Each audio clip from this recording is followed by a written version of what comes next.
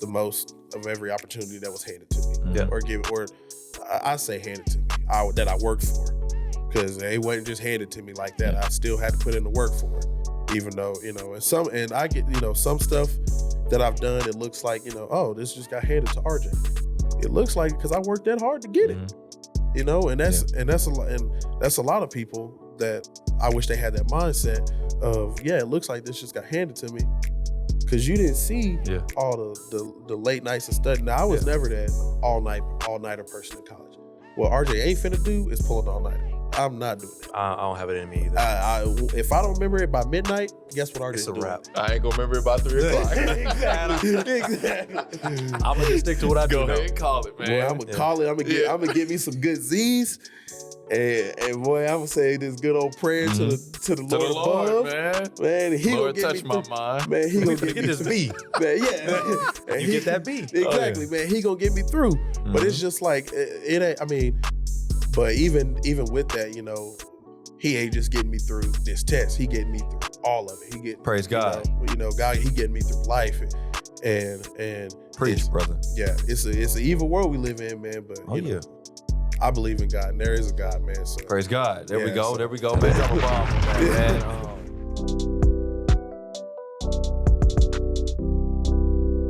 What's going on, y'all? It's Coach Williz, and once again, we're back. This is the Be Eazy Show. We're bringing topics to you every single episode, helping you live your life easier. That's the plan and the mission of the podcast. We're a platform that you're listening to this on, whether it be YouTube, Apple Podcasts, Spotify.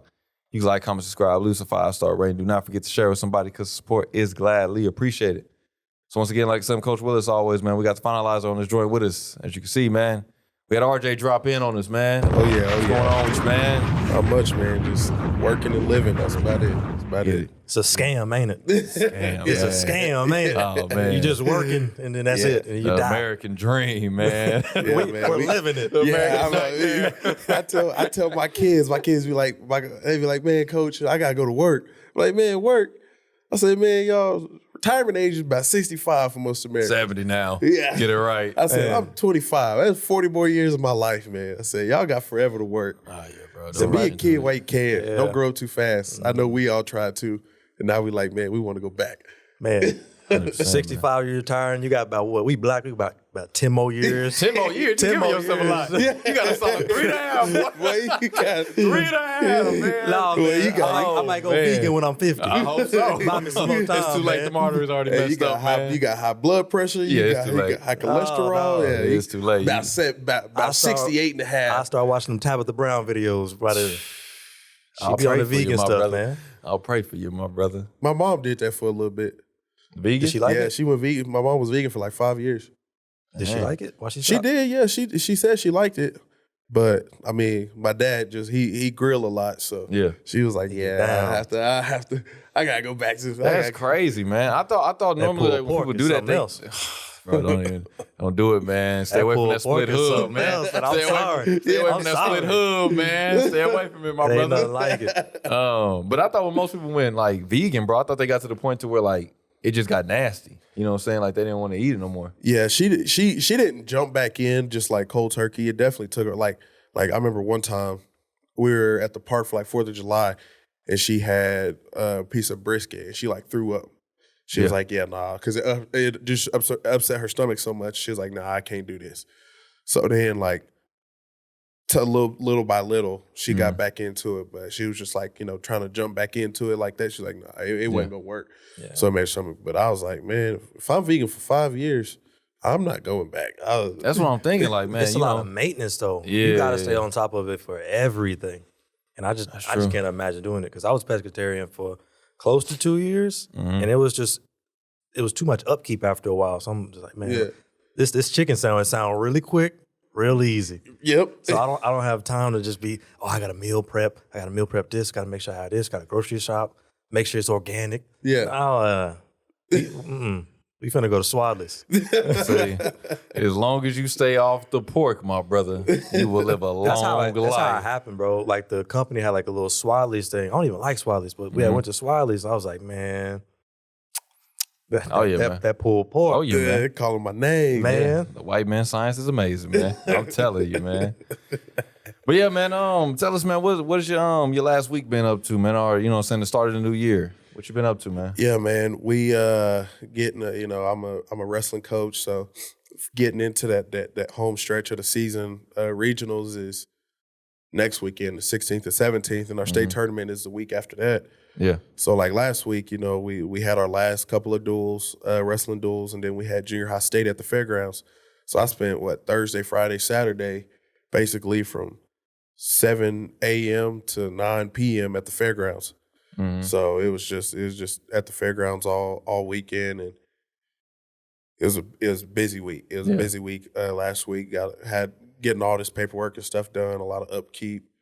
So Paperwork as a coach? Yeah. Is that they don't tell you about that, do you? Whenever they interview, you know. What are you doing paperwork for? What are So you the doing? paperwork, like we do, so we have to do like each wrestler, each athlete in the sport of wrestling, all schools all over the country have to do what we call weight certification test, which is basically they test how hydrated you are. So you got to pee in a cup. They test how hydrated you are. If you're dehydrated, you don't pass, you got to do it again.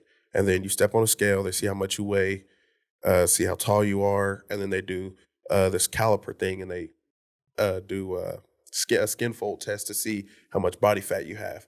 So for guys, they pinch your stomach, your subscapular, and then your tricep. And then for girls, they just do the subscap and the tricep. And so come the end of the season, you got to turn all that stuff into OSSAA, which is over all Oklahoma sports. So you got to turn all that stuff into them, make sure it's all good that way, because if any of it's wrong or you mess up on a kid, that kid could get suspended for a whole season next year. Or if that kid's a senior, then the coach gets suspended or gets probation. So it's a lot of like fine-tuned stuff that you got to do as a coach, and turning in minimum weight certification list, basically like whenever. And the reason why they do that is to see the lowest weight that person can go at. So say, I weigh 200 pounds and I want to try to wrestle 165. Well, if my body fat is only 10%, I could probably only go down to like 180, 178, something like that. So we have to make sure in our paperwork that shows, and that we put, this is the lowest they've weighed and they didn't get underneath that, that they're not supposed to be. So it's just a lot of stuff just to make sure. It's all, I get it, it's all just to make sure that the kids stay healthy. That's what it is. It's just make sure that kids aren't, because back in the 90s and 80s and 70s, whenever my dad was wrestling, they didn't do all that. So you could be weighing 200 pounds and during the season you wrestle 150. And so it's just like, hey, I'm losing 50 pounds to wrestle at this weight. But now they do all this stuff to make sure that kids are hydrated, they're taking care of themselves, they're not overdoing it. And so, but it's a smart thing. But for coaches, it's just like, man, I got to do all this paperwork. It's a whole science to it. Yeah. I never would have thought of that. Yeah. It's I like it though. I like it. So you mean to tell me coaches actually do work? Yeah. Y'all actually I work? thought y'all was chilling with the I phone did in your too. head the whole time. Also. You know what I'm saying? And you the head, ain't you? Yeah. It was my second top year as a head dog. coach. Yeah. So it's we work. I try not to work as much as other coaches, because they take it home with them, and I'm like, man, I'm not doing all that. Yeah. Once I leave this wrestling room, it stays here. I get in my car, I drive off, I go to my house. Man, that's time for me to relax. Yeah, I don't blame you there. Bro, your coaching staff, are they older or younger than you? I got one coach that's younger than me. He graduated from Moore, I think in 2019 or 2020. He graduated from Moore. And then all the other coaches are older than me. My dad, he's one of my assistants. That's crazy. Yeah, my dad's one of my That's assistants. crazy. What's crazy about it if we all just going for a common goal at the end of the day? Because what it pops out of line. Is it crazy? What it pops out of line. Who got to check him? You know what I'm saying? Pops, you ain't supposed to be doing that, man. Yeah, no, it's funny because like my mom, she made a joke one time, and we were talking to a family friend, and she was like, my youngest son is Robert's boss. And I was like, oh, Senior. How's that go? I was like, yeah, my dad worked for me. And we make fun, it's all in good fun, but Like at the end of the day, Dad, you actually do work for me. So Where that paperwork, man? he helps. Crazy. He helps out a lot. We got regionals, and we had to get hotel rooms for us to stay overnight because we got to go to Duncan. And so, but just like he got it all taken care of, got all the rooms secured, got the paperwork filed and done, got the payment stuff done. I'm like, hey. Rock on. I'm Shout glad out you to him. do that, so Shout out to I can worry about coaching wrestling. Yeah. And so one of the other coaches, Coach Garcia, he coached me ever since I was in like Little League wrestling. And whenever I was like 8 years old, something like that. Mm-hmm. But he's known me ever since then because I grew up with his son Josh, and we wrestled together. And Coach Cade is he's the head girls coach, and so, but he's older than me too. But yeah, man, it's just having them. I'm like, hey, between my dad, Coach Garcia, and Coach Cade, I'm like, hey, y'all done been around this sport, especially my dad, and Coach Garcia. I'm like, y'all probably forgotten more than I'll ever know right now. So it's good having them around for sure. For sure. Your pops ain't nobody to play with, man. Yeah, no, Pops ain't nobody to play with, no, man. These kids find that out. They find that out real quick. They don't test them, and I make sure that they don't test me either. That's what's up, man. That's what's up, man. Yeah, man. That's crazy though, man. I didn't know you'd been wrestling that long, man. Because when I met you, man, you was playing football, and baseball. Yeah, I knew you did wrestling. We was always iffy on wrestling, man. That was more basketball season. That wasn't supposed to be what we were supposed to be doing, but. I didn't know that you had been wrestling that long. So when did you start? Yeah, so I started wrestling, let's see. Oh, I've been in the wrestling room basically my whole life. So it's funny because my mom's dad, my grandpa, was my dad's high school wrestling coach. Mm-hmm. So I got it from both sides. My grandpa, he wrestled whenever he was in high school.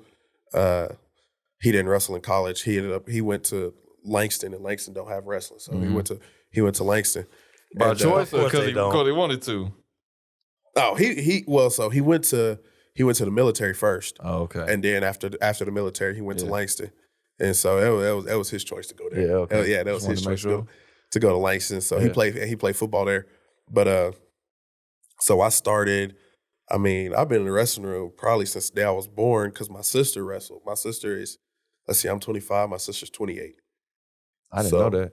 Yeah, so I've been in the wrestling room, and my dad's been coaching. So literally ever since I was born, I've been in the wrestling room, and so it's a family thing.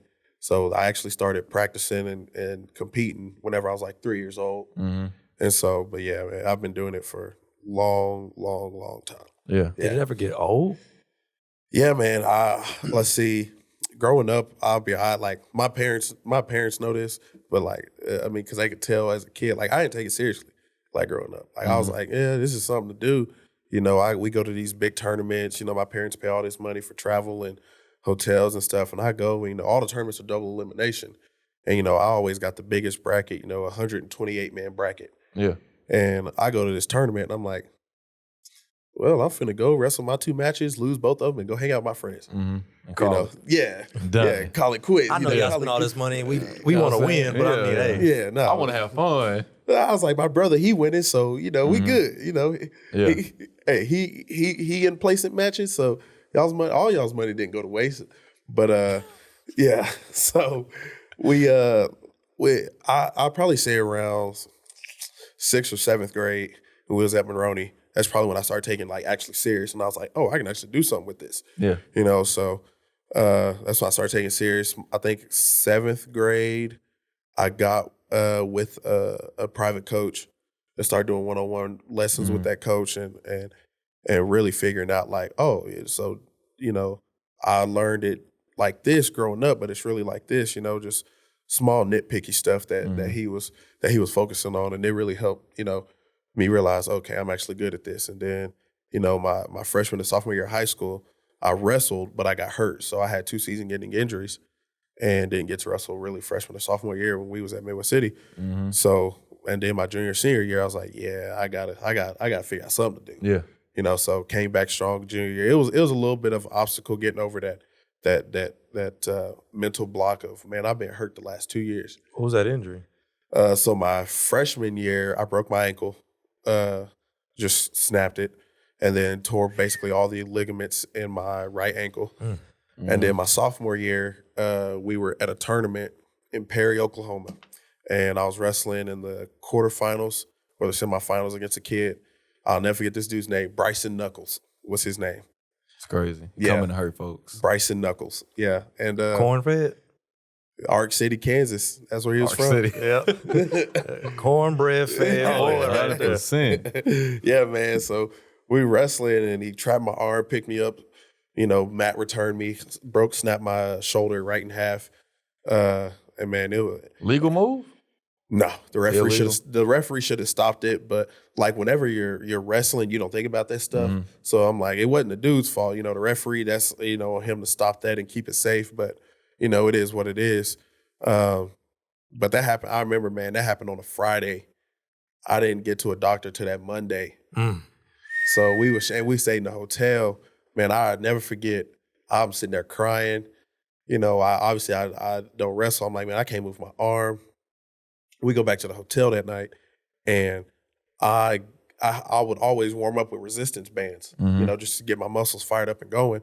So I had a resistance band, and I wrapped it around my neck and used it as a sling to keep my arm from moving. Yeah. And man, I couldn't even lay flat in the hotel bed. So I remember I was sitting up. I fell asleep. I slept for 2 hours that night. And I woke up, I fell asleep around midnight. About 3 hours. I fell asleep at midnight. And then I woke up at 3 a.m. and we left the hotel at 6 to go back the next day. It took me all those 3 hours to get ready that next day. I was like, man, I can't move. I was like, you don't really realize, how good you got it till, your arm get taken away. You're like, man, it's hurt. Yeah, it's hurting. That's not really just but it was hurting to move. And so, man, taking a shower, I had to just like lean over to the side, let my arm hang while I was taking a shower. Couldn't wash underneath my armpit because I couldn't lift my arm up. Yeah. I was like, man, this sucked. So that was definitely the ankle and the shoulder. But definitely. Why Monday? Yeah, why not an ER? What? Because we didn't know if something was just torn. Because if something's just torn, there ain't nothing the ER gonna do for you. They can give you an X-ray, but MRIs and all that, you gotta go through an orthopedic doctor. So we went to my orthopedic doctor, Dr. Dunham, that Monday. We went to him that Monday, and then he said, you have these ligaments torn. And he was like, you ever heard of anybody breaking their shoulder? No. It's like, well, that's what you did. It's like, oh, well, when am I going to be back? Oh, no, you're done. I was like, oh, well. Like done? Dang. Like I was done for that season. Done for that season. Yeah. Okay. Yeah. How long did the injury last though, like total? It took, I was in a sling for, so he said the way it broke basically, it snapped and then it stayed straight in line. So I didn't have to have surgery to get anything put back in place. So all I did was I was in a sling for like 3 months. I was in a sling for like 3 months. And then I was doing physical therapy. I started physical therapy like with a month left of me being in the sling. So 8 weeks in, I started physical therapy. And then I did physical therapy maybe for another 3 months. It was probably like 6 months total. Yeah, so that was, awesome. I thought you was going to say you didn't go to the ER because you was in Perry and, can't say that they might not make it out. Yeah, you know what I'm saying? They wasn't really going to give you the type of service you need out there. Black History Month, man. You know what I'm saying? Man, luckily, my parents, they know a bunch of people. And so there's this family that lives out in Perry and we know real well. And so I was like, hey, man, if we get in any trouble, I know exactly who we going to call. So I'm like, hey, now I get the point of it's not about what you know, it's who you know. Oh, 100%. I get that I get that so much more now that I'm older. Yeah, man. But you said that you started taking it serious in 6th grade, bro. That's early, man. That's not like 6th grade. What you like, 11, 12? Like 11, 12 in 6th grade? Yeah, I think, like 11 years old? Yeah, something like that. And that's we early. don't seem that young in 6th grade, but it's kind of crazy how we just kids. Y'all was babies, man. You know what I'm saying? That's why I be looking at the kids now. They 9 and 10. I be like, bro, y'all are babies, bro. But you don't really see them like that when you're growing up. They think they so much older than that. Yeah. No, bro, y'all are babies. You know what I'm saying? I don't care if you 13, the teen, whatever, don't matter, bro. Still you a kid. Baby, man. You know what I'm saying? But yeah, taking it seriously, bro, at 6th grade, like that's kind of early to be taking it serious. Like when you say you was taking it seriously, was it like I was just like, when I was at practice, I was just giving my all. I know you said you got the one-on-one trainer in 7th grade, but like within that taking it serious, was Pops telling you this stuff early on that it just didn't start clicking till, okay, now I want to take it seriously? Or was it like he was just waiting for you to come up? I think he was just waiting on me. Like my brother, he has more accolades, than, me and most people, that do this sport. He has more accolades than, and so, but like me, for both of us, my dad was never like, you need to do this, you need to be doing this, you need to do that, and make sure you do this in practice. Like, he was never one of those like hover parents over the sport. He was like, hey, you gonna do it if you love it, or if you like it. If not, oh well, it is what it is. And man, I think that really helped, because I feel like if he would have forced us to do it, like, I probably wouldn't be coaching. I'd be like, man, I hate this sport. I got forced to do it, because I've seen it. I got friends that happened to them. They were so good when we were young. Winning. They call it a trinity, and that's like if you win the 3 big tournaments: Tulsa Nationals, Reno, which is in Nevada, and I think it was the Cliff Keen. Yeah, the Cliff Keen kickoff, and like you win a Trinity Award from USA Wrestling, and it's this big trophy.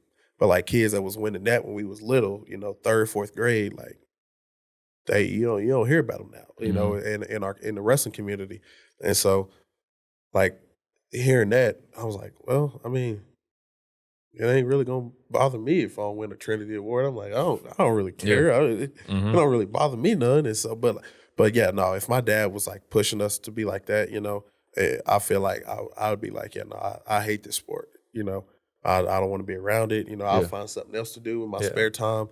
But the fact that and that was both my parents with all of our sports. Me, my brother, and my sister.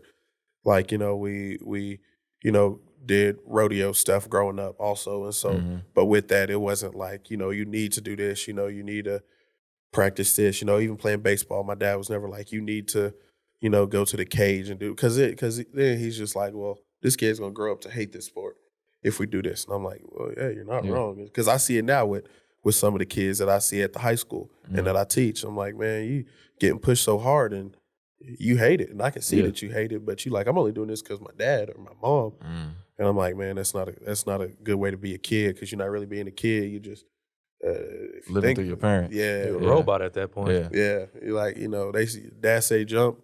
How high, Dad? Like, no, I'm not. Yeah. So how do you walk that line as a coach? Like, bro, I need y'all to take this seriously, obviously, because you know what I'm saying, you want them to win, but like, I don't want to be like what you said, a hover. I don't want to be over y'all. And I don't want it more than you want it. You know what I'm saying? But I still need y'all to understand, like, you can still make something out of this if you take it seriously. And you're a head coach. And I imagine it's like some pressure. Yeah, man. It definitely is, and I didn't realize this until an old coach at Midwest City, Floyd Lorne, which is actually a guy that I used to get privates from. He was a coach at Midwest City back in the day. I think whenever they won their last state title back in 2008. But he was like, you're the youngest head coach in Midwest City wrestling history. Which I didn't know that, because whenever I got the head coaching job, I was 22. Yeah, whenever they named me on that. Yeah. Whenever they named me the head coach, I was 22. So I'm like, I'm still fresh out of college. I had just graduated college the year before. So I was like, I guess.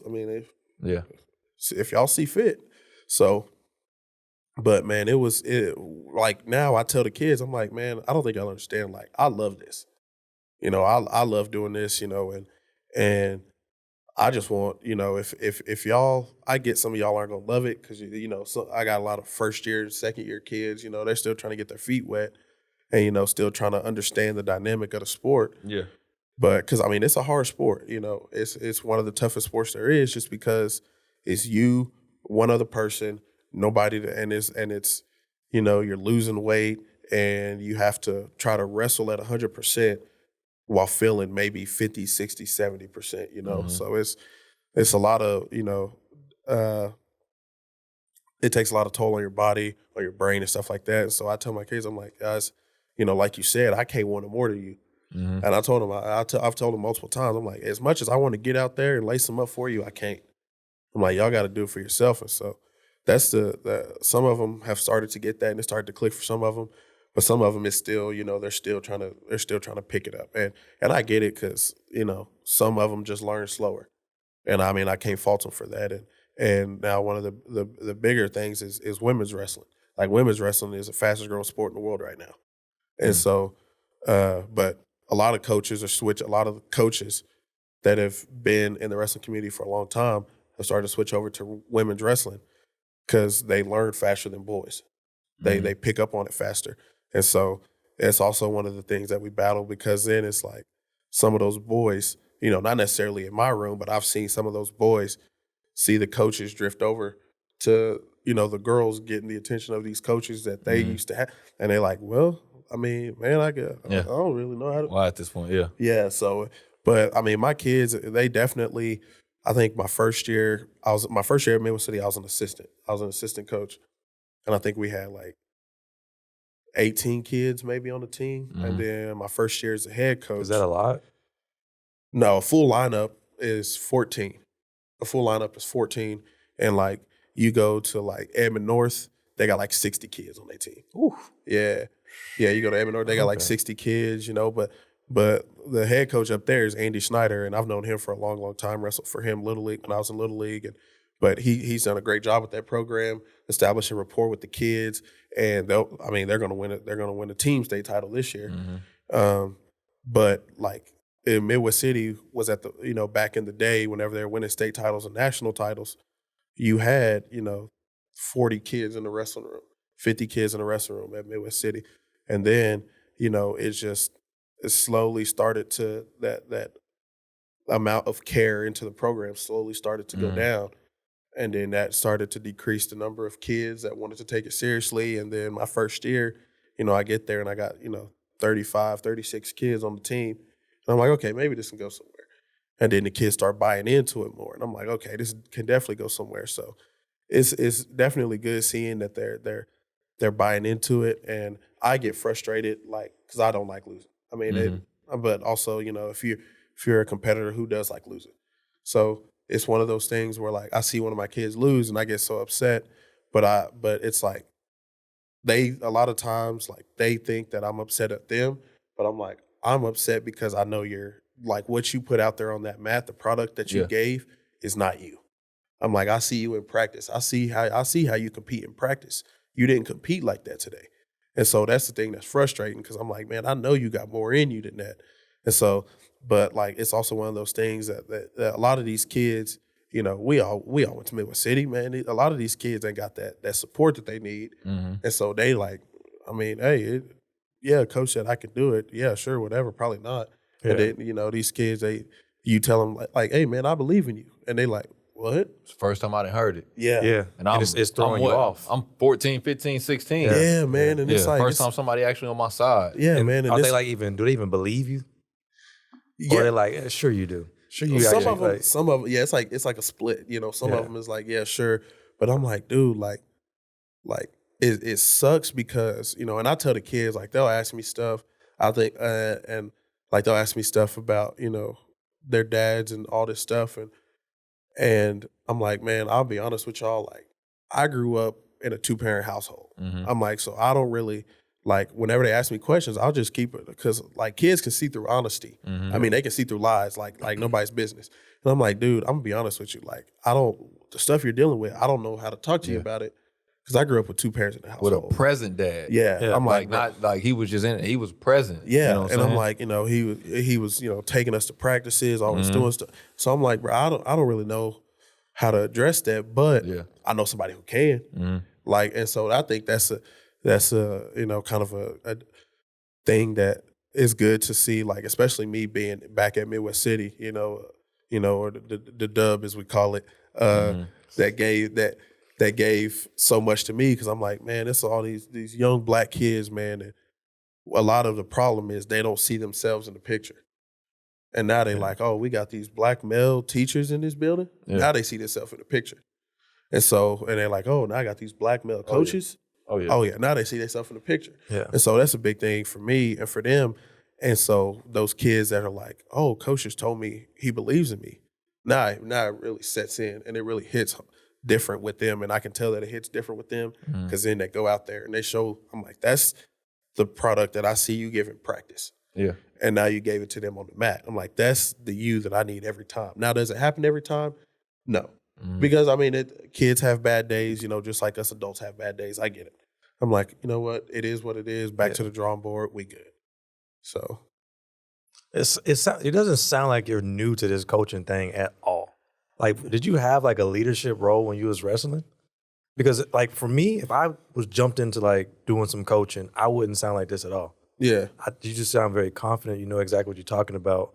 You're even doing the paperwork. Yeah. Like, what was that like? Were you like a team captain? Yeah. So at Midwest City, I was a captain for 2 years. And then whenever I went what does that entail? Yeah. So, I mean, man, it's more of like I can't really like put it, like describe it. It's more of like I say the cliche leading by example. Like, you know, whenever I was in college, you know, there's some guys that are. Where'd you go? Oklahoma City University. Yeah. And so small private school. And so it was good, you know, but you know, some of my teammates, they go out and they're going to party and I'm like, bro, we got to wrestle tomorrow. What y'all doing? I'm like, man, I'm going to sleep. Yeah. And so, but it's just stuff like that, like simple stuff of like making sure your teammates are being responsible. And I mean, at the college level, it's a little different because, you know, you're dealing with a bunch of grown men. High school, you know, you know, you can make sure your teammates are going to class. You know, if I have a off period and I'm office aide or something, and I see my teammate roaming the halls, I'm like, hey man, what are you doing? Like, you're supposed to be in class. The class that you're missing is the class that you're failing. Like, maybe you should, you know. So it was one of those things where it's like, you know, I see where my teammates are falling, you know, quote unquote short. Yeah. But it's like, I want better for them because I see their work ethic in practice. Put that same work ethic into the school building or outside of practice. Yeah, you care. Yeah. I can tell that you care. Yeah. Oh yeah, for sure, man. It's definitely like I don't know. Is it because you had it taken away from you? Because you said you was at OCU and, you know what I'm saying, you on people like, bro, what are you doing? You know what I'm saying? Y'all staying up partying and everything. Is it because that freshman and sophomore year, it was taken away from you in high school? Yeah. So now you done seen, bro, what it's like. So I want to wrestle. Yeah. But I can't. Even though I want to wrestle bad, I can't practice. I can't do anything. Yeah. I definitely say that had a big probably reason to get my mind to where it is now. But it's also like, you know, I grew up in a family, like I'm the youngest of three. So, but like whenever I got to Midwest City, it was always, you're Kim's little brother, you're Corey's little brother. So I always had to be like, no, man, like, y'all, I got a name. Yeah. And they was big names. Yeah. They was big names, yeah. You know, you're Kim's little brother. You're Corey. I'm like, man, I got a name. Yeah. Like, hey, RJ, hello. And so, but it's one of those things where it's like, man, I had to be outspoken for myself. And then that kind of just turned into, you know, my, like, discovering, like, my gift. You know, I lead a men's group. Every Monday night, I lead a men's group typically, and it's sacrifice the men's group for us. Yeah, what y'all on that, man? Sacrifice the men's group for us. What is that? You lead it every Monday night. Yeah. It's a men's group. It's men. I mean, it's called the Pack, and basically it's a faith-based, Christ-based group. And I mean, we're a bunch of men that take a step back. I was looking for, me and my buddy Caden, we were looking for a men's group, but we were like, man, we don't want just like we were looking for a life group, but we were like, we don't want a Bible study. We're like, because I get Bible studies, but Bible studies feel very censored, you know, especially with Christianity and stuff. Not like, it feels very, very censored. It's like, oh, you know, I read the Bible and, you know, I'm this and that. Oh, but when I go home, it's a totally different thing. I cuss up a storm and you're not living what you preach. I yell at my wife, and you know, I step. And so I'm like, you're a false Christian. Yeah, that's what you are, a false Christian. Yeah. So I'm like, man, I can't really relate to somebody like that. I'm like, bro, because I know at the end of the day, like, y'all are saying all this stuff in this Bible study, but then whenever you leave here, you're doing the complete opposite. I'm like, man, I'm human. I need some people that I can relate to. So literally, the first group I went to, this dude was talking about how, you know, him and his wife were married for 28 years, and she just up and left him and his 14-year-old son, and left him. That's crushing. Yeah, and That's like crushing. left and said that she was going to go live with a friend, but this friend was a male that she had dated like way before her and her husband him and her had gotten married. And she was staying with this dude. And so then I'm like, and these guys are, it's like at times it was like locker room talk, but then they would always come back to a Christ-based point. And I'm like, man, I can vibe with this because it's like, I see they men just like me. They got the same struggles just like me. And I don't feel ashamed because then I got these, in a Bible study, there's this facade that I'm like, man, now I feel ashamed because these people got it all together. Yeah. And here I am, afraid. Nobody got it together. Yeah. Nobody. And that's the thing. But it's like you feel like that because you're like, man, these people.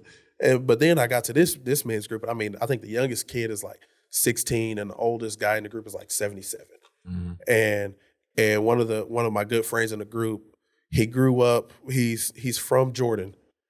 And he grew up in the Muslim faith, and then went to a Catholic school. Yeah, and now he's in the Christianity faith. So he's like, I know 3 separate realms of it. He was like, so like hearing from guys like him and another guy, it's just hearing from them. It helps me out a lot because I listen to those guys and I'm like, oh, I can relate this back to my kids, my athletes, and it gives different perspective. And man, I remember. It was like one moment my first year teaching at Midwest City. I was teaching English my first year. And this one kid, he kept calling me dad. I was like, man, stop calling me dad. I was like, dude, I'm not your dad. Yeah. And then this went on for like 2 weeks. Like, was he doing on like, I'm not your dad. Yeah. I was like, dad. I'm like, man, I'm not your dad, dude. Yeah, you were like 22? Yeah. That's throwing you off. Yeah. That's a grown man. Did I? There's no way I know your mama. I'm like, dude, you're a freshman in high school calling basically a freshman in the working world dad. Yeah. I'm like, dude, I'm not your dad. And then like after 2 weeks of him always calling me dad, he was like, I was like, bro, I'm not your dad. He was like, but you're like a father figure to me though. And I was like, oh man, I was not expecting to hear that. And I was he's sincere about it then. Yeah. That's when I was like, oh, he's for real about it. And I had no idea, but just because I was like, man, this kid is just, I'm just teaching English, bro. Yeah. I'm just teaching English, you know what I'm saying? But it's wild when you think about it because like, what's going on at home? Yeah. You looking at, bro, I'm just a teacher. I'm just here to show up, teach you. Like Isaiah say 1, 2, 3s and ABCs. And I'm out. But he's literally looking at you as like a father figure that can actually mold his life. It's kind of crazy when you look at it, like how much power a male role model has for any young boy. Yeah. So shouts out to all our fathers for staying in the picture. Drum bomb on them, man. But like it's obviously not happening. And we were blessed enough to have 3 fathers just present in our lives. Yeah, man. And it's a big thing, man. And I see it, with obviously social media being as big as it is now, man. I just tell these dudes, I'm like, hey man, y'all, like, I get it. Y'all have these temptations of social media stuff and all these girls that are around that y'all see. I said, but dude, I said, at the end of the day, I'm like, man, y'all got to realize the stuff that's actually important. I'm like, whenever you get older, with a family, ain't nobody going to care about how many girls you was with when you was in high school. Yeah. Like, ain't nobody going to care about, how much money you made. Yeah. I was like, ain't nobody going to care about that. Nobody even thinking about that. Yeah, no, not at all. And so I'm like, y'all love, I'm trying to get money. Man, you got your whole life to get money. Be a kid, dude. Have fun. Go outside and play, dude. That's true. Or now they, I don't play. I'm not a gamer, but they all on video games, and like some of them be, Coach, add my gamer tag and add me on Call of Duty. Man, no, I don't play video games. I play video games. When I get home, man, I kick up my feet on my ottoman in my little chair, turn on the news. I'm like, hey, let's see. Yeah. I might watch a little show every now and then. I watch cooking shows, those like the Gordon Ramsay shows. You watch the Next Level Chef? Yeah, man. Yes, sir. Yeah. Yes, sir. Season 3 just dropped. Yeah. I watched it. I'm already knowing. I watched the first episode like last week. Yeah. I was like, yeah, this my show right here, man. I watched that Is It Cake show. Yeah, I ain't seen that. Yeah, man, I've seen that, man. That's a good show. But I'm like, man, I like doing old people stuff, man. I was like, I'd like to just chill fishing? out. Oh yeah. You hanging them? You hooking them in the mouth? Oh yeah. What you hooking in the mouth? I mean, you got bass. What you going for? Crappie. Okay, hold on now. Hold That's on a whole different pot. Hold on now. It's a whole different pot. Have you been successful, man? Yeah. Oh yeah. What you using? So if you go so it depends on where I'm at. So like if I go to Thunderbird, there's a spot like right underneath the bridge at Lake Thunderbird, just live worm, like small worms. Off the bank? No, yes and no. We're standing, so on the bridge, you like got to walk through like a little bit of water. Yeah, it's like, bro, that's where we tried to go. yeah, it's like, Yeah, RJ, hold on, man. Let him talk. Let him talk. Go ahead, man. Finish. yeah, finish what man. you got. And like the concrete pillars that are around the base of the Yeah, bridge yeah. to keep. I will stand on that. It's like shin deep of water. Yeah. and we'll fish off that. Got a bunch of crappie right there. I go to Texoma quite a bit to go crappie and striper fishing in Lake Texoma, and you usually hit them pretty good there. I mean, it's like it's like an hour and a half, 2 hour drive, but I'm like, man, I'll drive for some fish. Oh yeah. Oh yeah. I'll for sure drive for some fish. Especially if they biting, man. Yeah. Oh man. Ain't nothing yeah. like driving those hours and getting skunked though. Oh man. That's Oh, man. I just drove 2 hours and only got one fish. hurt. Yeah. Upset. I'm not gonna lie, Zyler driving, I'm just asleep. But I'm hurt. You know what I'm saying? I'm hurt while I'm asleep, man. I'm hurt. Boy, he was quiet that I was day. He having nightmares about it. He was mad at the lake. Yeah, we got skunked that day, man. Oh man. He in the passenger seat, eyes closed, just Oh yeah. Having Fed up, nightmares man. about Fed it. Hey up. man, you want some Chick-fil-A, man? Yeah, want some.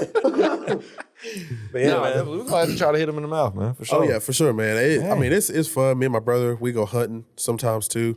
That's real fun, typically. But it also depends on what you're hunting for, you know. But yeah, it's a lot of fun. I just like being outside. Yes. Yeah. I just like being outside, Yeah. man. I'm like, man, nature is too much. Like I've traveled a lot in these past couple of years, doing just a bunch of different fun stuff. You know, been to Utah, Idaho, New Mexico. Been to most of the U.S. states, and so I'm like, man, I'm trying to go to all 50. My goal was All 50? Yeah, I was like, I'm trying to go to all 50 states before I turn 32. That's what I'm trying to do. I'm trying to go to all 50 How states. many you before I got turn- right now? Right now, I think I'm sitting at 37. Yeah, You making good progress. yeah. Drove through it. I've been to these places. Been to them, not Okay, just okay. drove. Yeah, been to them. Yeah. been to them. So, yeah, and that's like, I was like, man, should I throw in some ones that I just drove Yeah, through? that's I was what I'm like, saying. nah. I was You like, know I what I'm saying? can't do that. Yeah. So I would can't do that for like Arkansas and Alabama. I just don't want to go. I get drove it. through. That's I good get enough it. for I me, get it. man. I drove through Mississippi, you know what I'm That saying? one too. I don't know, Mississippi man had to go to, you know what I'm saying? Because we went to Georgia, and I told you, Georgia is black. Georgia is black, man. Yeah. But Mississippi, heard is even blacker than that. So that's the only reason I would want to go to Mississippi. That's it. Yeah, man. That'd be it- bad. I would want to go fishing in Mississippi. Yeah, see, I would do in some of these cities like that, like, you know, Utah and those, do I a would just fishing go trip. for the nature part. Yeah. That'd be it. Yeah. That'd be completely it. You know what I'm saying? But like the mother cities, you know, I get it. Texas got a lot of places that you can go for that as well. Same with Florida and everything. But I feel like when people hear those states, they more thinking like, you know, Dallas, Houston, Miami, Yeah. Orlando, Or like places the New that. Yorks. I'm not a city Yeah. guy, so I have no drive for me to go to New York City. Yeah. But I'm just like, dang, am I missing out? Yeah. But I don't really think so, because are you a big city person? Like, when you Nah, want to man. travel, like, I want to go to the big cities. Like, No, I'm man. cool. So it's actually kind of funny. She was like one of my first friends whenever I got to college at OCU. Her name's Delaney, and she lives in New York. She's originally from Stillwater, or she went to high school at Stillwater, and then now she's living in New York, and she wants me to come visit her. She wants me and my girlfriend to come visit, and I was like, yeah, you know, we'll come visit. But she lives in Manhattan. She lives not too far from Times Square. And I'm like, man, you know, I would love to go to New York. You know, my girlfriend wants to go real bad. She wants to go to New York during Christmas time.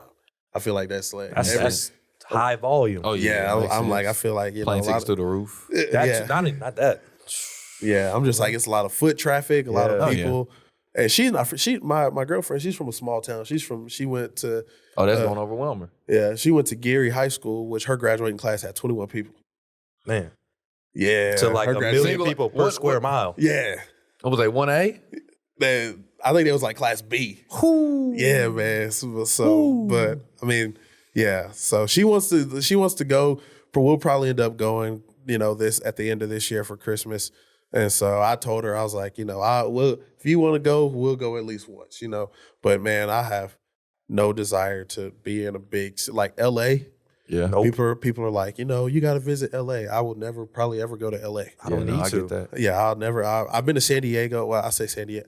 We were in La Jolla, which is right outside of San Diego. And where we stayed at, it was like, if you wanted to go to the beach was like a 30-second walk away. Mm-hmm. And like the condo we stayed in didn't have central heating and air.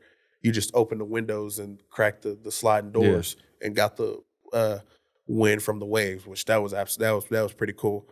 And so, but yeah, like I've been to Miami. I went to Miami for New Year's Eve, bringing in 2022, and it was fun. It was cool. I was there for like 4 or 5 days. It was cool, but I was like, I couldn't live here. It was too much. It doesn't. Those cities don't sleep. Yeah, And Chicago, I'm cool with sleeping. No, nope. Especially not Chicago. I ain't got enough gangsta in me to go to Chicago and stay in Chicago for a long time. Some people are like, man, it's not that bad. It's only this here, this here, this there. But other than that, it's cool. What did Chief But- Q say? I'm in the coop with my what? I'm not trying to go to no place where I gotta look over my back. If I gotta look over my I back, I'm get not that. coming. No, There's no point in me going. No. San Francisco, It's crazy.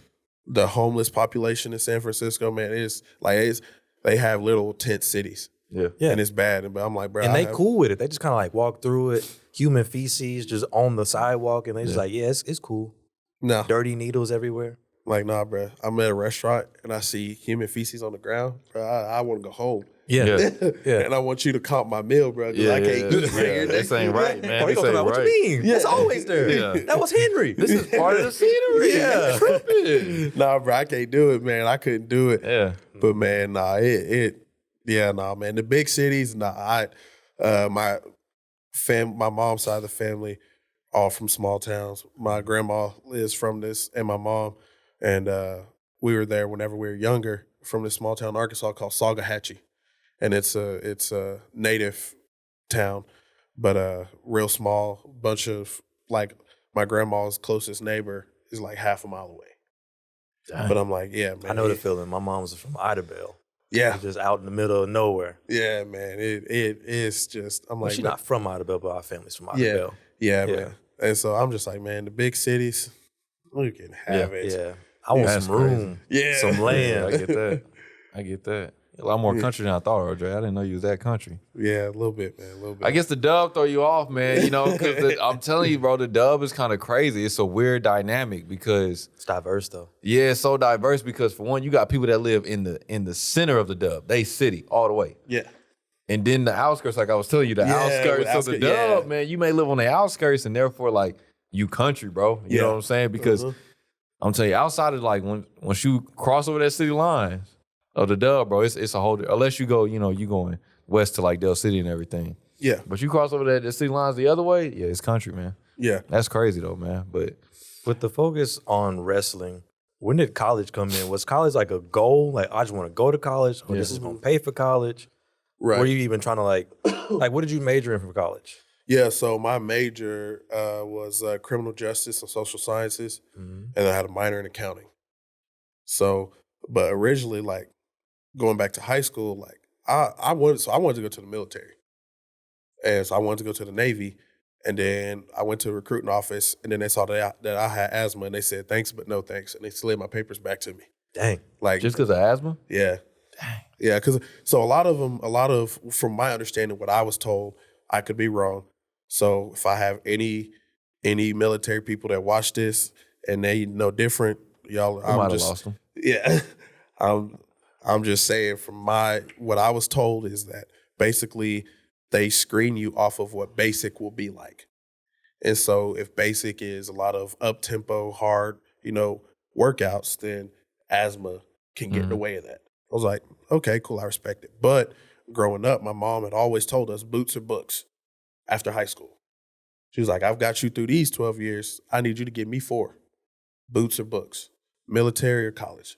That's what my mom told us. No other option. No other option. Dang. Boots or books.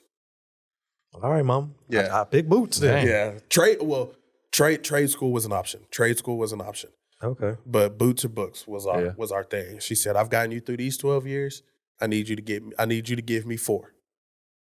Okay, it seems pretty fair. Mm-hmm. Yeah. You know, so I go to college, wrestled in college, full-time student, full-time athlete, and I worked 2 jobs.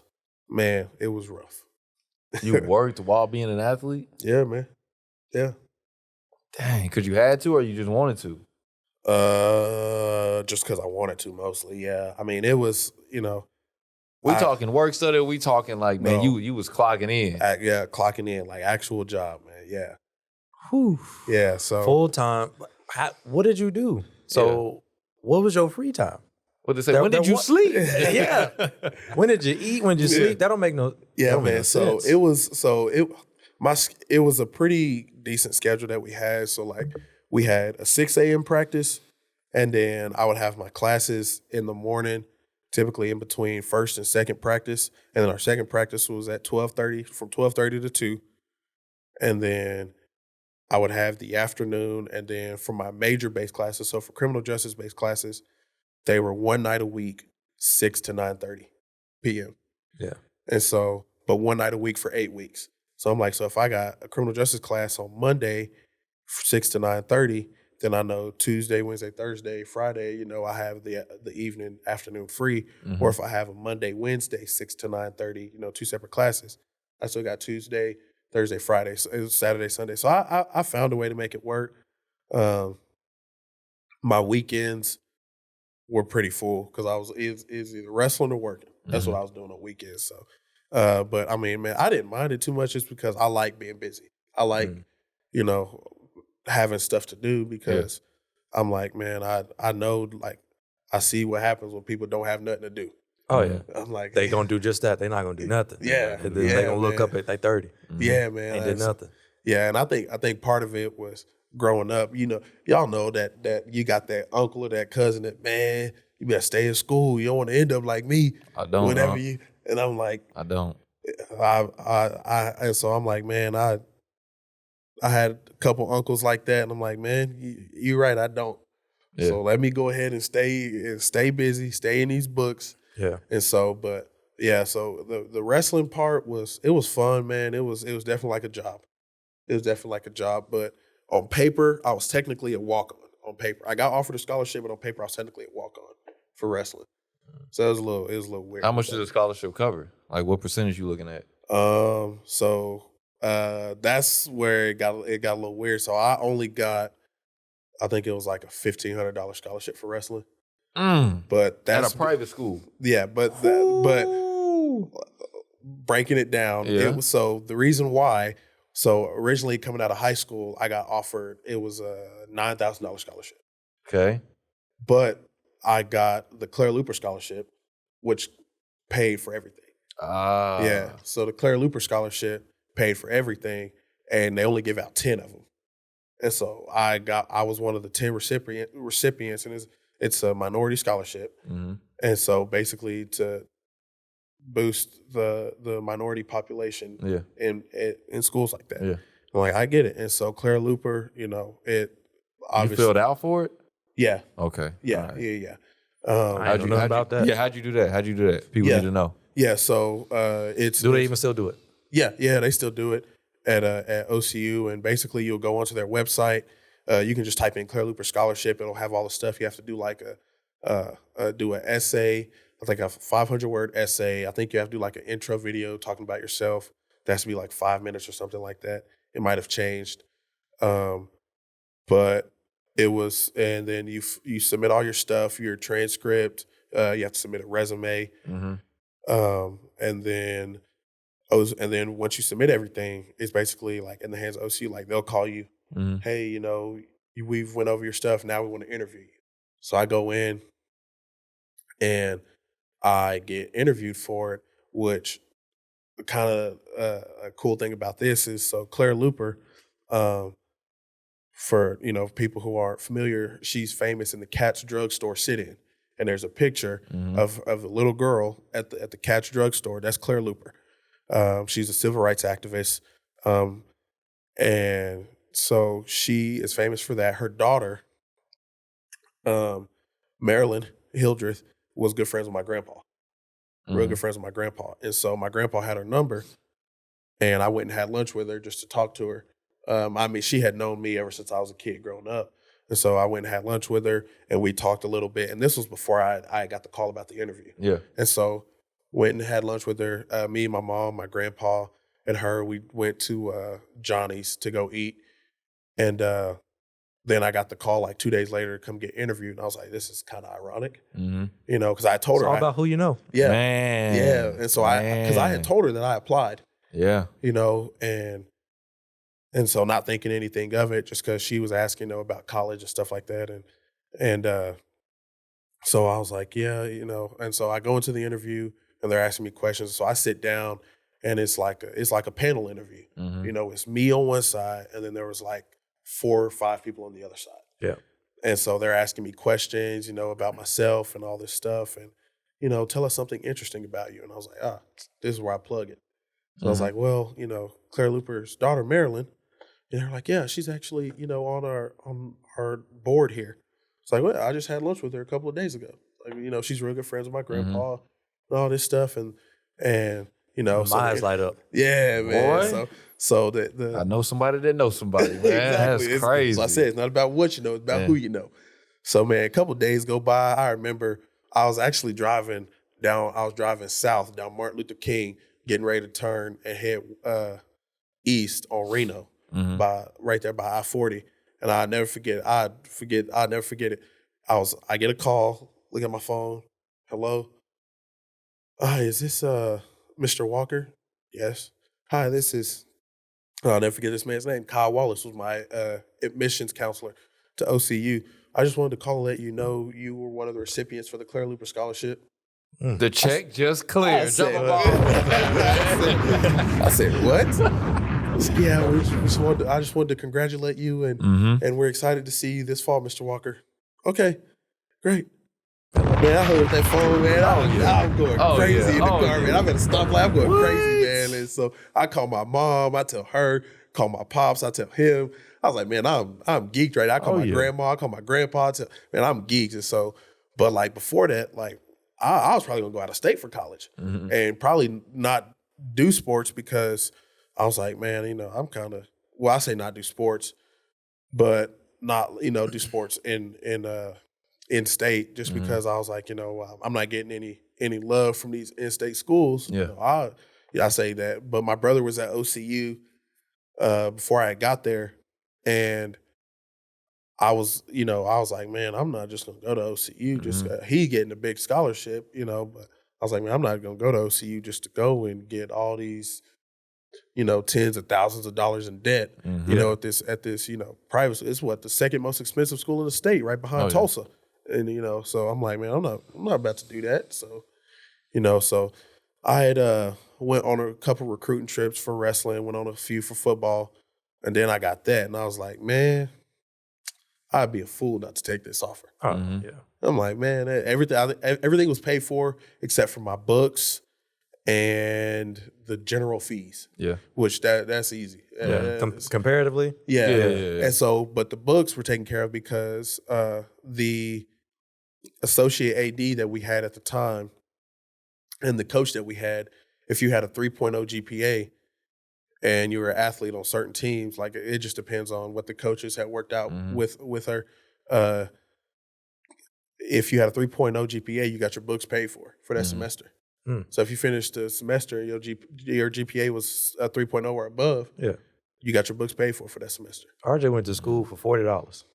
Let me figure out you walking through the hallways green all year long, man. Man, Just pay parking fees and the ID. Yeah, you know what I'm saying? I got that. Hey, man, I mean, it was a blessing because I'm like, man, how many people can say that they graduated from a private school debt-free? Praise God. Yeah. That's crazy. That's what I said, man. I was like, man, I got my degree. I was like, I'll get up out of there. Yeah.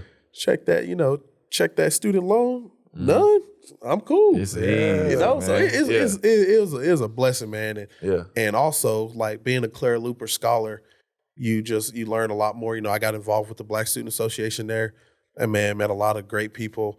Actually, this dude, he's an amazing artist.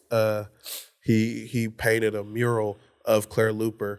Leandre Lattimore is his name, and he painted a mural of Claire Looper, and OCU hung it up and in one of the main lobby areas that and Leandre was a student there at the same time that I was. And I mean, this dude does great work. And so they hired him to paint this mural of Claire Looper, and now it's hanging at OCU. And so, man, just the community there it was PWI, you know, but it wasn't ever anything like, you know, where I felt like I was out of place. Like, you know, all the students were real welcoming. I had the same roommate all 4 years. That's my boy. And so, man, it was my college for me. Like a lot of people, you know, I heard, you know, while I was there, that, you know, OCU wasn't that. Man, I had the time of my life in college at OCU. I was involved in a lot. I was the executive director of our new student orientation program for 2 years, and so I was over all the people that, you know, they make fun of on social media, the bright faces that people that are too loud. I was over all them. For the freshman, I was a first year experience intern in the office for first year students. I was involved a lot, so I feel like that's what made it a lot more fun for me too. Did you like gravitate to just leadership positions? Yeah, it seems like leadership positions just come your way. Yeah, man, because like even in high school, like, you know, when we did leadership, when you know, with Miss Friesen, I was the VP of leadership in Stuco. In high school, I was the president of DECA. So it was just like, man, it was just. Yeah, you was hosting the pep rallies, man. Yeah, man. You know it was, yeah, me and the homie Jada. Her name ain't Littleton no more. Her last name's Klopp, but, you know, but me and Jada. But, man, yeah, it's just, my mom just says it's natural. You know, one of those, it's just like a natural thing in me, which, you know, that's my gift. This guy named Scott that I know, he says, you know, God gives all of us a gift, you know, and sometimes people fight it, but until you accept it, you'll never truly be happy. And so, you know, I accepted that leading and speaking into others is my gift. And so I was like, well, I mean, hey, might as well embrace my gift with everything I got. Yeah. So yeah. That's crazy, man. I didn't see the podcast going this way, man, but it went this way. But I do notice, man, when you was talking about the things going on at the school, man, and you stepping up for those positions like that, man, and not backing down. I just know, like, one of the biggest things, man, you said, like, with the community, you know, your grandpa, you know what I'm saying, the lady reaching out and helping you and everything, those type of things, man. I know we always talk about, man, it's so good to know these people, and it's so good these people put you in the positions. But if you not straight as an individual, man, they not gonna look your way. They be like, man, I know RJ is your grandson, but RJ, he not good people. Yeah. You know what I'm saying? He not handling his own. And then even if they give you the scholarship and you go through, you know, you fumble the bag because you wasn't, you know what I'm saying, you wasn't prepared for the opportunity. So it just matters so important, like getting yourself straight and making sure, like, man, I'm good on all my areas. Like you said at the beginning. Not just to the standpoint, I'm going to be good around y'all, then behind closed doors, I'm going to go be a terrible person. Yeah. Like, in front of y'all and when y'all not around, I'm still holding my own. Because they going to give you that scholarship. You going to go about your way. But now you got to do what you need to do to keep that scholarship. Yeah. You know what I'm saying? So I think it's so important, man, to handle your business, man. And I think that's something that you can tell to, like, your athletes now. Yeah. Like, bro, I didn't get it in just being a 5-star recruit. Yeah. Like, bro, I got it for one, being a good person. And then you said handling my academics and getting that 3.0 to where the rest of the school is paid for. Yeah. Like, that's something else that they can hold on to. Like, is that something that you would tell them to push for too? Like, bro, it's good that you killing it on the mat. Yeah. But, like, bro, you need to be a sound individual as well. Yeah, man, because I like for one, like, you know, and this was whenever, I mean, obviously, you know, we graduated in 2017, so, you know, not too long ago, but it, you know, social media was still a thing, but now it's even more prevalent. Like, colleges have certain people that they delegate to look at your social media. So it's like, if you posting the wrong stuff, they're not even gonna look your way. And so, like, for me, I didn't even think of that. Yeah, man. And so that's like something we tell kids, like, make sure y'all aren't posting the wrong things, for one. You know, make sure y'all not hanging with the wrong people. But, like, me, like, I knew, like, for one, so, like, one of the requirements for me to keep my scholarship, I had to have a 3.0 GPA, you know, for 8 semesters. I had a 3.0 GPA. for 8 semesters for me to keep it. And this was all in a big contract that I had to sign. 3.0 GPA. I had to have a leadership role by my sophomore year. And the leadership role basically being like I had to be involved with some kind of organization. And then, and so I was like, be involved. I said, to take it, I was like, I like doing this stuff. I've been doing this before I even got here. Yeah. So it was easy, but yeah, man. So it's like with that, a lot of kids don't understand that I interact with. Like, I get it because I was once where y'all were, where they're like, I don't think y'all understand. Like, whenever you get to college or whenever you get to the real world, it's like this, and we like, oh, okay, yeah, we've heard this 1,000 times. Yeah. Mm-hmm. But now, like, and it comes fast. Yeah. Yes. That first semester Yes. out of high school, you see what's going on. Yeah. Yes. Yeah, man. And it's like I get that y'all trying to do this y'all's way, but I'm gonna tell y'all this, like, whenever you get in the real world and you work a real job, it's not gonna be y'all's way. Mm-hmm. Like, I'm like, bro, I get it. It's early in the morning, class starts at 7:45. I get it. It's early, but you walk in late every day. Mm-hmm.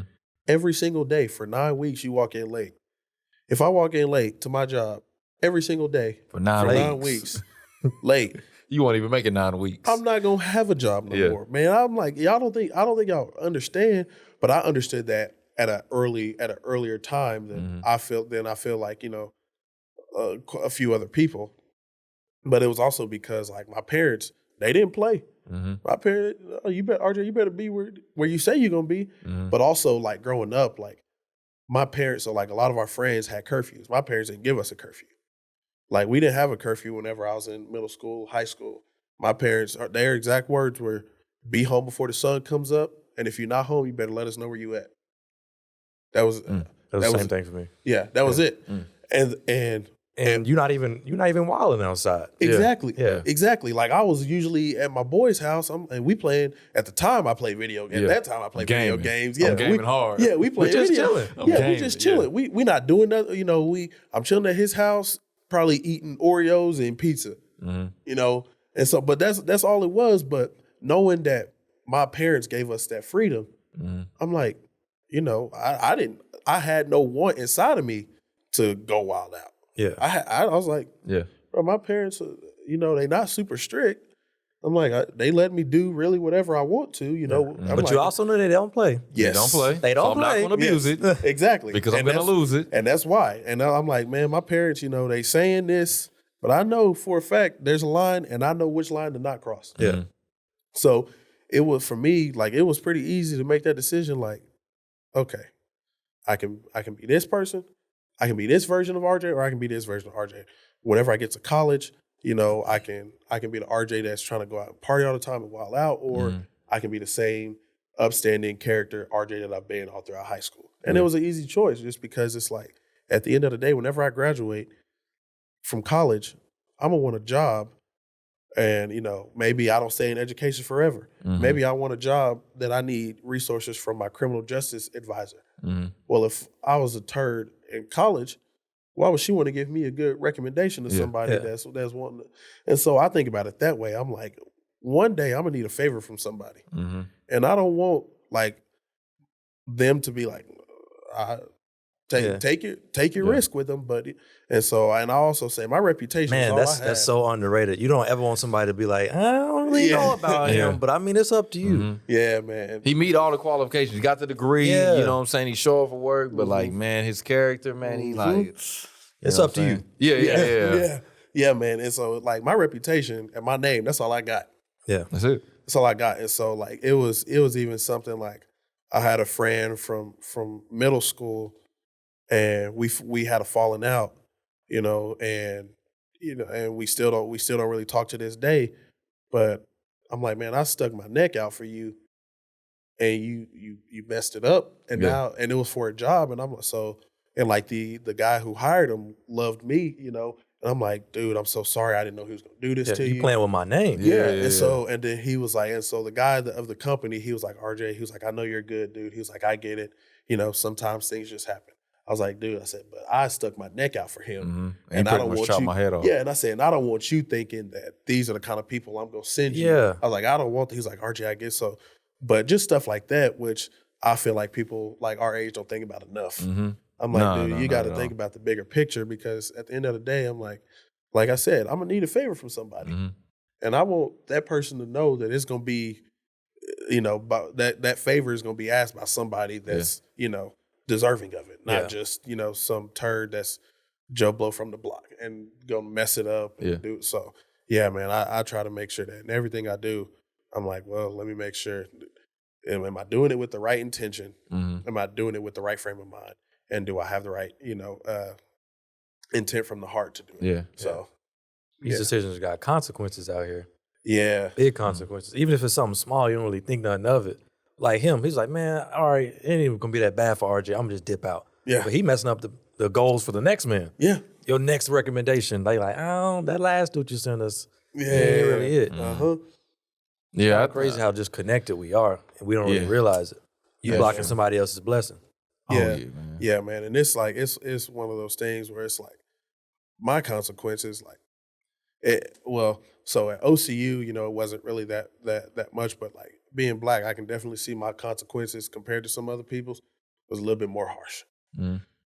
Because Black That's History the Month. truth. Yeah. That's just the truth, yeah, though. yeah, and man, I'll get on social media, mostly Facebook, because I like watching them Facebook reels, man, because a lot of them are just I'd be watching podcasts and stuff, on Facebook reels, but and I'll see stuff, and then I'll see some of the people, why do we have to make it about color? I'm like, bro, here's what y'all don't get.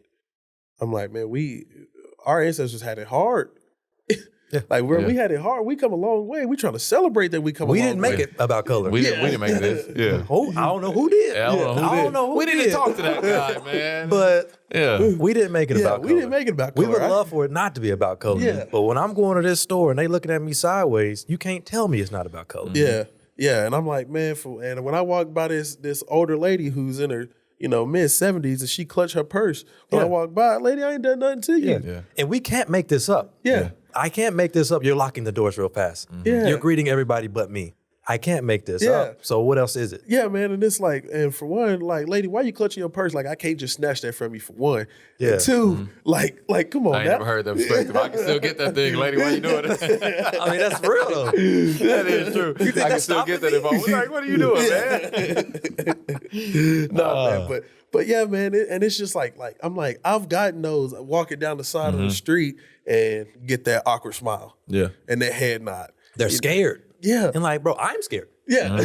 You don't want to scared. No, I'm terrified right now because you can say anything and it's a wrap. Anything. Yeah. Because if you call, they coming to protect you.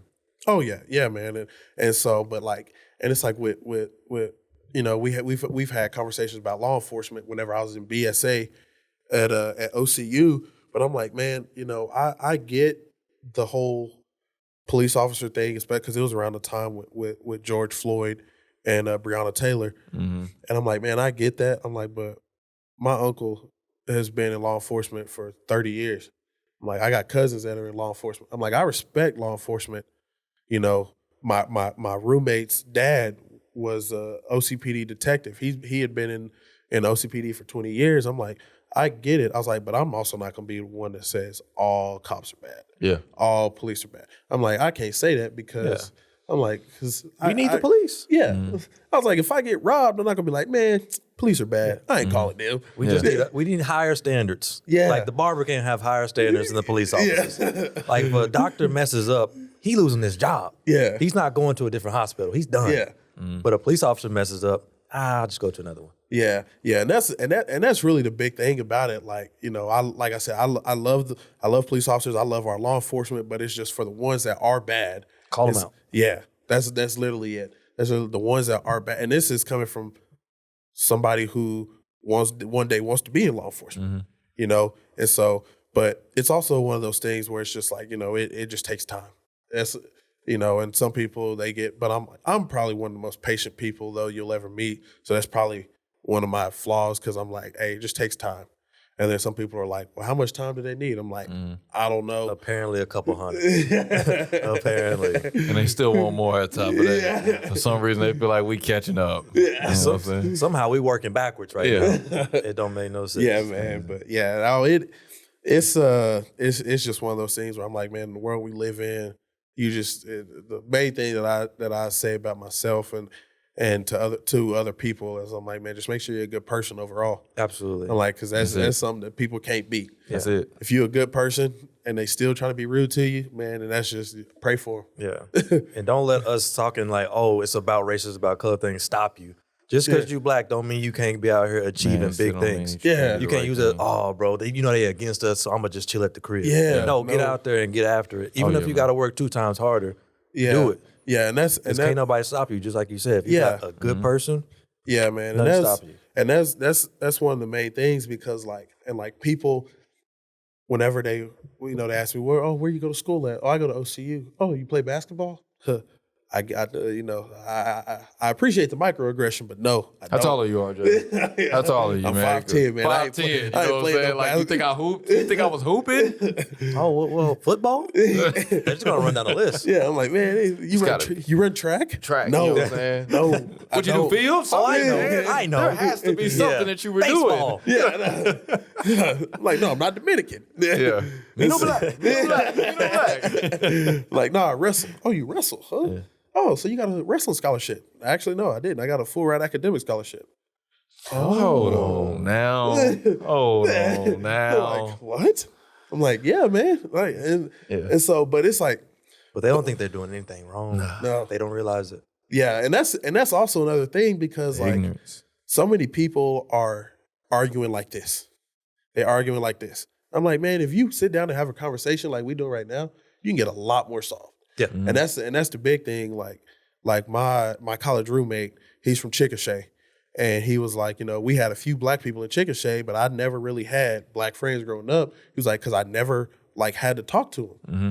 He was like, and I don't mean that to be any kind of way. I was like, bro, I get it. I was like, that's just how it was. I was like, it never came up. I was like, and I get it. I was like, because it is what it is. Like growing up, I had most of my friends were white because I went to the elementary school I went to was Nichols Hills. So it wasn't a whole lot of black people. And so, but growing up, and so my roommate, he was like, I didn't grow up really around black people, and I wasn't ever in close proximity with them until me became roommates. Yeah. Man, that dude, I'd take a bullet for that man. Mm-hmm. He's one of the best dudes I know, and his family is too. His dad, his grandpa's, and so I'm like, whenever people, this is about white people are bad, black people are bad. I'm like, bro, just sit down and have a conversation with somebody.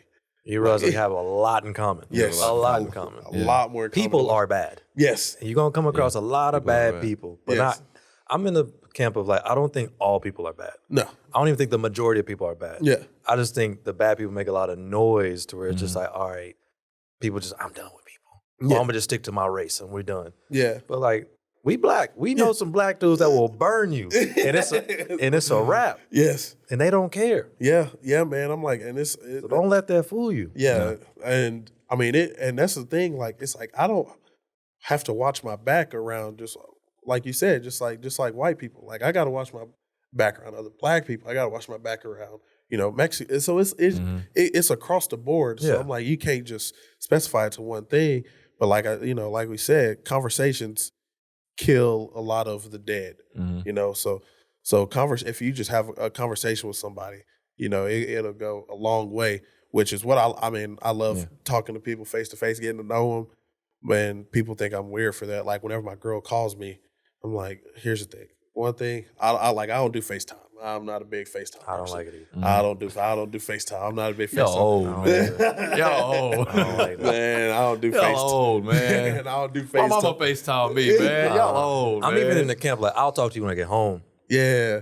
I don't want to talk on the phone hey, I'll see you in a minute. Yeah. That one I understand, man. That Chris Rocky had that joke that his dad, when his dad left for work, he didn't hear from his mama again until he got back home. I want that kind of life. But it's different for us. Like, man, she would have called me, you on break right now? Hey, man. You know what I'm saying? I got a 30-minute break right now. And I just want to relax. I've been yelling at these kids all day. I just want to relax right now. Yeah.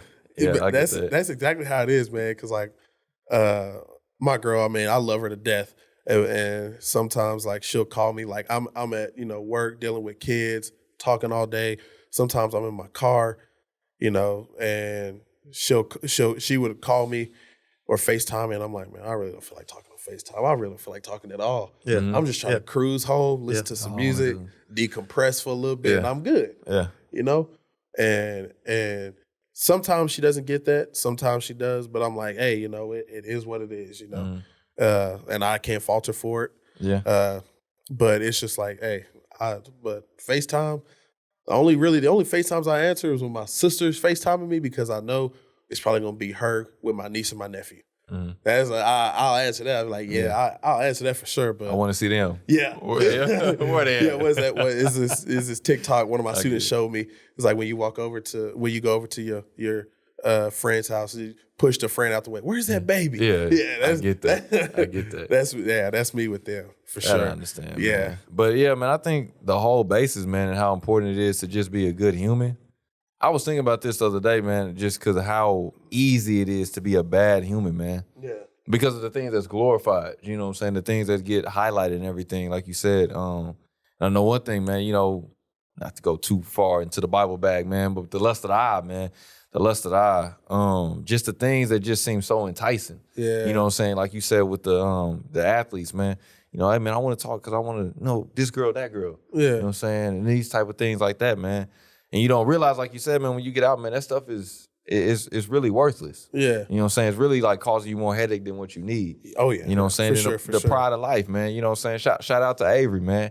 Avery on the ground flexing the money, man. You know what I'm saying? Really? Avery on the ground flexing. I got to show you. He on the ground flexing the money. What we doing, Avery? Hey, I'm talking about covering up his face, like, you know what I'm saying? Like, oh, yeah. He can't help it, though. That's what's glorified. I get it. And that's what Mariah was saying. Go put that in the bank. Hey, I used to tell, no, bro, that's what I'm saying. But I used to tell Mariah, I was like, Mariah, that was only a South Florida thing. You know what I'm saying? That's what South Floridians, you know, Kodak. We all saw Kodak with the money all get the it. way to his shoulder. You know what I'm saying? Money spread. That's cool. Yeah. So I was like, that was a South Florida thing. And then, so she showed me this picture. I couldn't see his face, right? Because she had like zoomed into the part where I could only see his arm. And she was like, who is this? And I looked at it for a second. I couldn't tell. And so she zoomed out. I said, oh, this is Avery. This is Avery, man. This is my little brother right here, man, flexing with the money and stuff. But, you know what I'm saying? Not to fault him, you know what I'm saying? Of course, we young. Like, you know what I'm saying? First few checks, you want to flex. You know what I'm saying? And but it's just No, man, you don't. I mean, I have never wanted to. you never wanted to flex. You never Never. wanted to do it. Never. I'll put up a debit card with the numbers not showing. That's about it, bro. It I has don't been want times, to I'm not flex. gonna lie. It has been times. I ain't done it. I ain't posted it on the ground. But I have had a little money in my hand. I'm not gonna lie. I'll put it on the arm. I'm not gonna lie. I'll put it on my arm. Having a knot in your pocket feels good. I'm not gonna lie. Yeah. But I'm not posting on the ground to be a lick for nobody. Oh no, not at all. Oh, he got it. Yeah, They man. gonna come take it. Yeah, man. But it's just these things that's enticing, man. The lust of the eye, you know what I'm saying? The lust of the flesh, man. The pride of life, man. These type of things right here, man. And then also, like you said, like that leadership role, man. That leadership role is also another thing that a lot of us crave, and we crave it from the sense of we just want power. Yeah. You know what I'm saying? I just want to be over y'all, and I just want to tell y'all what to do. You know what I'm saying? That's where we kind of get, you know what I'm saying, caught up with this entrepreneur thing of like on social media. Yeah. You want to just be your own boss just because you want to tell people what to do. Yeah. Do you think that's really the case? I've never considered that. I think so, bro. I've never wanted a leadership position so I could tell people what to do. No, people definitely want that, bro. And I've noticed that, bro. Like, I've noticed that when I've seen, especially in teachers, because you get the opportunity to tell 20 plus little kids How what we to on do. time? I'm hearing them locking up.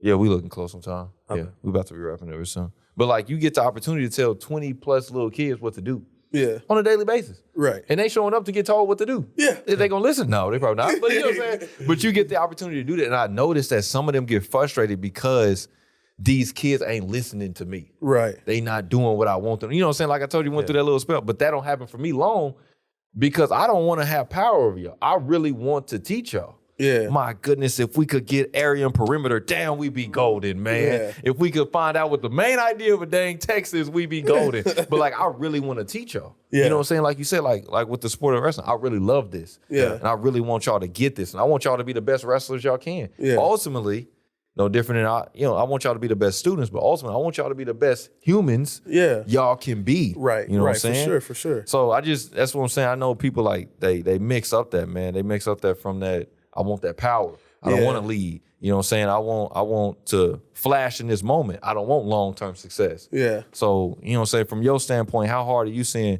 is that to instill that when the world is telling me, all these other things is so much more enticing right now. Yeah, man, it's definitely hard, especially like you know, from the sport of wrestling, but it more so in the classroom, like just getting the kids to do their work.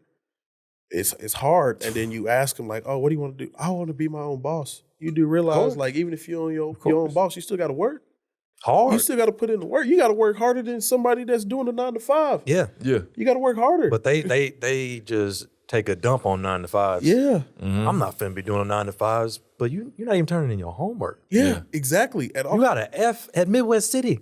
You got an doing? F in my computer class. That's what I don't get. I'm like, you failing my wild. I'm like, you got a 7% in my computer class. 7%? Oh yeah. I got. Because I don't know Java, Mr. Walker. I don't know how to do C++. Man, I had a kid ask me, you know, we got the desktops. I had this kid ask me, Coach, how do I find Microsoft PowerPoint? What you mean, how you find it? I don't know. How do I open Microsoft PowerPoint? Please tell me you play. I'm being dead serious. Please, I'm like, please come to my computer and help me. This is the intro class. Yeah. Please stop putting me on blast. Just come help me. I already had to humble myself just to ask. But I'm like, man, y'all don't. I like it's simple stuff, dude. But man, it's just like a lot of these kids. They, you know, they want to flex the money and the clothes and the shoes and the chains and all this other stuff. And I'm like, man, y'all got. I'm like, why you got on $400 shoes, $200 pants? I'm like, and then you got on a Gucci man purse.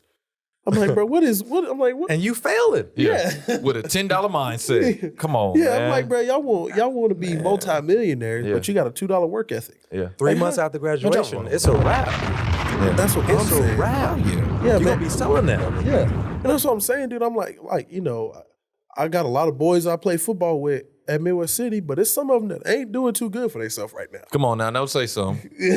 He may not say too it. much. Not too much. I can say it now. Bro, you ain't doing too much. Man. Well, no, but it's the truth. It's the truth, but it's like, bro, like y'all, like come on, now. man. We had the same opportunities. Yeah, We all exactly. We all did.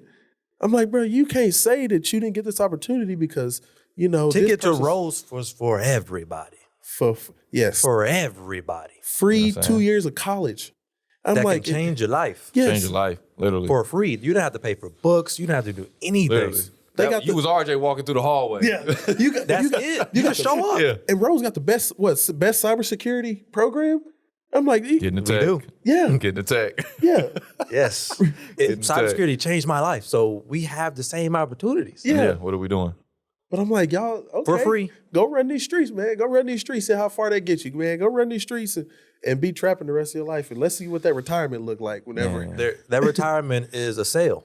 Yeah. Oh yeah. I don't understand how people are so cool with just living in a cage. I could never. Yeah. Or a box. I could never. Unfortunately, or a box. Yeah, man. I could, man. It's tough because I'm like, man, I see these dudes and I hear about these dudes that I'm like, they locked up. I'm like, man, I couldn't even picture going to, man. Even before I watched Beyond Scared Straight, I was like, I ain't never going to jail. And then I watched Beyond Scared Straight, and I'm like, I'm really not going to jail. I'm not going to jail. I ain't going to prison. Like, no, you ain't finna catch me straight. I'll be on the straight, man. Like, and I get nervous. Like, I know I'm going to speed limit. I get nervous when the police car pull up behind me to pull somebody else over. I be like, man, I just hit the lights. Shoot, you man. just know you doing everything right, man. I'm waving at the police. Yeah. Have a good day. You just know you doing everything right, and you like, my heart beating, my heartbeat. You like, I'm nervous, but it's just one of those things where it's like, man, you know, it is what it is. Yeah. But also, it's like I know at the end of the day, going back to the main, I took the most of every opportunity that was handed to me, or I say handed to me, that I worked for, because it wasn't just handed to me like that. I still had to put in the work for it, even though and I get some stuff that I've done. It looks like oh, this just got handed to RJ. It looks like because I worked that hard to get it, and that's a lot of people that I wish they had that mindset of it looks like this just got handed to me, because you didn't see all the late nights of studying. Now I was never that all nighter person in college. what RJ ain't finna do is pull an all-nighter. I'm not doing that. I don't have it in me either. If I don't remember it by midnight, guess what RJ's It's a doing? wrap. I ain't gonna remember it by 3 o'clock. Exactly. I'm gonna just stick to what I do. Go now. ahead and call it, man. Boy, I'm gonna call it. I'm gonna get me some good Z's, and boy, I'm gonna say this good old prayer to the Lord above, man. Man, he Lord, gonna get touch me my through. mind. Man, he gonna Get get me this B. Man, yeah, and You get that B. exactly, man. He gonna get me through, but it's just like it ain't. I mean, but even with that, you know, he ain't just getting me through this test. He getting me through all of it. He get Praise God. You know, God, he getting me through life, and Preach, brother. yeah, it's an evil world we live in, man. But Oh, you know, yeah. I believe in God, and there is a God, man. So Praise God. There we Yeah, go. so- There we go, man. Drop a bomb on that, man. Man, I hate to wrap it up though. This mess around to be a 3-hour conversation, man. But Yeah. you know, I guess before you got any closings? Because I got a closing. You know, I got a closing question. I for don't, you. man. This has been a very good. This has been good, podcast. man. yeah, This yeah, has been man, good, it's been man. good. It's been good. You know what I'm saying? But yeah, man, my closing question, man. So I guess even with sports or with life, anything, man, whatever you see, man. Do you think the goal is more important, or do you think the grind is more important? Man, it's kind of hard. So I don't really use the word goals anymore Okay, because what I do you heard use? objectives. Because goals, it's real easy to get in the mindset of I didn't achieve this goal, I failed. You know, Okay. it's really, you know, I have an objective. Objectives don't really have a deadline. You know, if you see something, the objectives is to do this. It doesn't really have a deadline. You know, but a goal, a lot of people in their head, they assume goal. They're like, I have to get this. I have to achieve this. Mhm. Objective, you can do it. You don't have to do it. It is what it is. You know, but I would say the grind is more important Mm-hmm. because I ain't getting there without the grind. Yeah. I'm not achieving, you know, what I want to without that grind. Yeah. And so, and it's like even from you know, being a coach and having kids that are successful, I got to put in work too for my kids to be successful. Mhm. I can't just be a coach that shows up and, all right, you guys go do what you want. You know, I got to have a game plan for my kids, Yeah. you know, for them to, you know, achieve what they want. And then for me to be a coach and I'm like, okay, now I have these kids buying into this program. So it's definitely the grind because, I mean, it's just, there's nothing like, because then also at the end of the day, whenever you look back, you're like, I got to the objective that I wanted. I look back behind me, all that grind was worth it, you know? And that's like Kevin Hart said it best. The only time you should look backwards is to see how far is to see how far you've come, Mhm. you know? And so that's a big thing, you know? And I also think there's a reason why the rearview mirror is smaller than the windshield, Mhm. because you're only supposed to look back a little bit, see a little bit behind you, but there's a lot more in front of you. And so, but you know, you've come a long way. And so that grind, man, is priceless. It's priceless. It teaches you lessons, hard lessons, good lessons, man. Sometimes you fail in that grind, but hey, you just got to pick yourself back up and keep on going through it. Hey, man, brother. Drop a bomb on that for sure. Drop a bomb on that, man. That's it, man. Unless you got any closing things you want to leave with the people, man. Oh man, just love yourself and love others. That's about it. 100%, man. 100%, man. Well, man, whatever platform that you're listening to this on, whether it be YouTube, Apple Podcast, Spotify, like, comment, subscribe, leave us a 5-star rating. Do not forget to share it with somebody. Support is gladly appreciated. Like I said, I'm Coach Williz. Always, man, we got to finalize on this joint with us, man. And once again, we appreciate RJ for dropping gems and spending time with us, man. So until the next one, y'all, Be be easy. easy. Peace. Well, what is that, man? You know what I'm saying? I thought that It's was- crazy because people think that's actually like my nickname that I go by. Oh, the finalizer? Yes, bro. Like, RJ's just a guest today. He's like, oh, finalizer. No. I appreciate it. Nobody. Like that.